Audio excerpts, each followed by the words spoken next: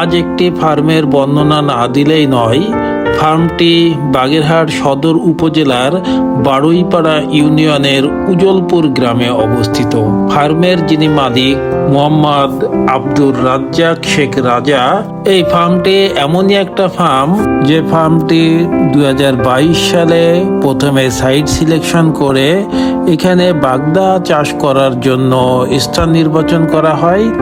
পরবর্তীতে এখানে ওই বছর বাগদা কালচার হয়, সেটা 2022 সালে ছিল। সেখানেই তখন আমরা এই পুকুরের প্ল্যান, পুকুরের পানির হাইট যাতে 5 ফিট থাকে, একটা সিম টয়লেট থাকে, সেভাবেই কিন্তু ডিজাইন করে দিয়েছিলাম। ওই বছর উনি বাগদা কালচার করেন, সে বছরও উনি বাগদা সাকসেস হন। 2023 সালে উনি প্রথম যখন আমাদের সিপিএসপিএফ গলদা আসে, সেই গলদা উনি চাষ করেন এবং সাকসেসফুলি হারভেস্ট করেন। 2024 সালে পরবর্তীতে উনি ভেনামি কালচার করেন এবং 2025 সালে উনি এসপিএফ গলদা স্টকিং করেন। এই গলদাটির পিএল সোর্স ছিল ফিস্টেক হ্যাচারির। আজকে প্যাম্পলিং ছিল এবং আজকে এই গলদার বয়স 165 দিন, অ্যাভারেজে 60 গ্রাম।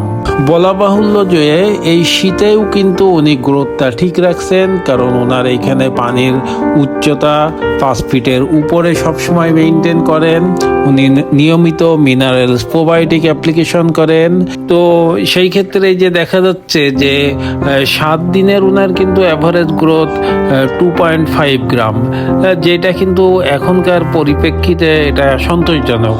সুতরাং আজকের ইনফরমেশন ছিল এইটা যে সঠিকভাবে পুকুর প্রস্তুতি এবং নিয়মকানুনের মধ্যে থাকলে সেই ফার্মে সব কিছু সাকসেস করাই সম্ভব। Thank you.